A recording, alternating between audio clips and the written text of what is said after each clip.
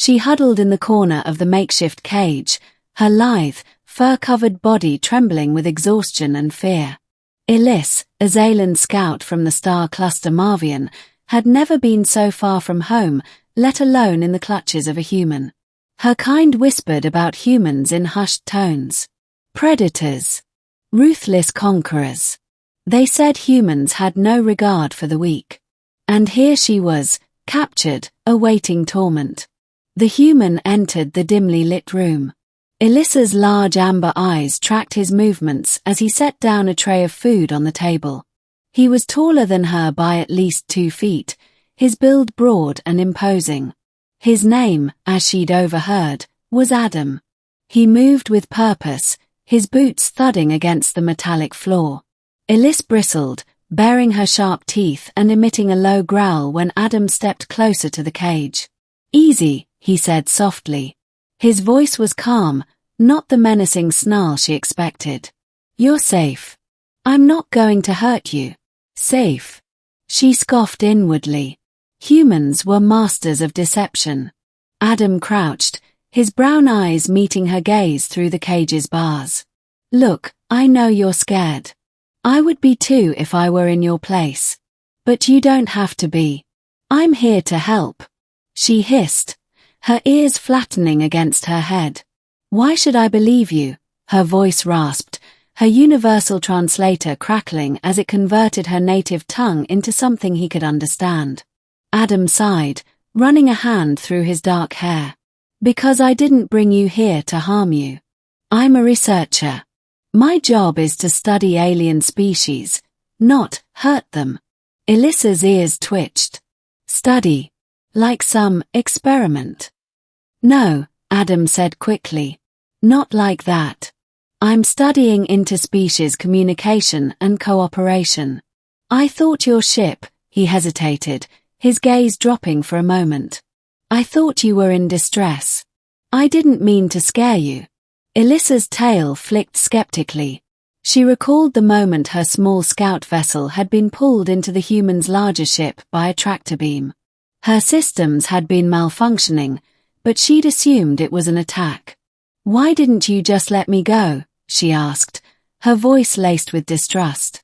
Adam leaned back, giving her space. "Because your ship wasn't functional.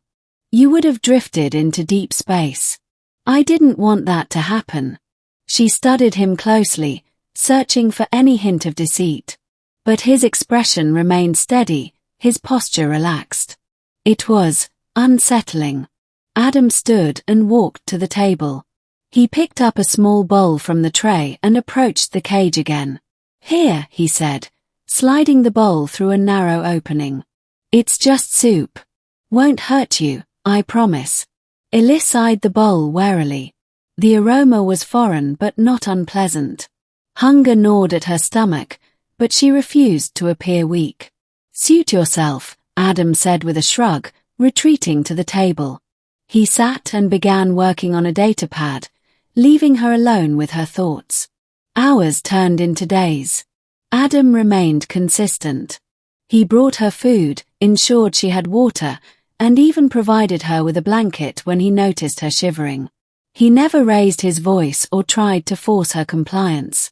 Instead, he spoke to her, sharing stories about Earth, its diverse cultures, and the struggles humanity faced during its early space exploration.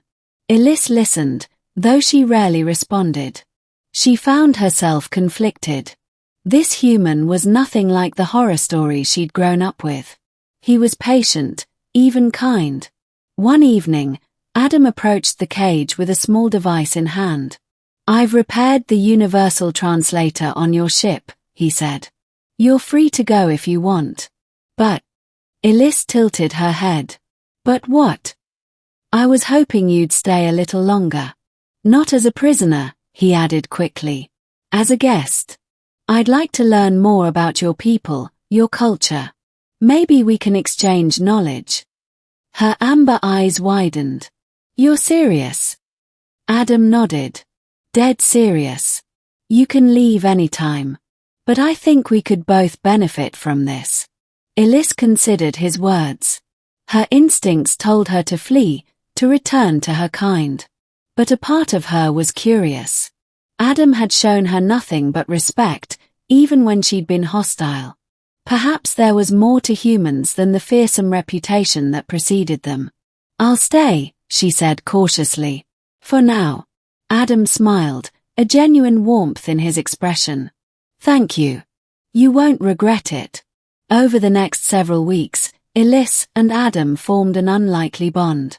She taught him about Xeylan traditions, their advanced biotechnology, and their deep connection to nature. In turn, Adam shared human history, art, and music. Elyss found herself captivated by the complexity of human emotions and their resilience in the face of adversity.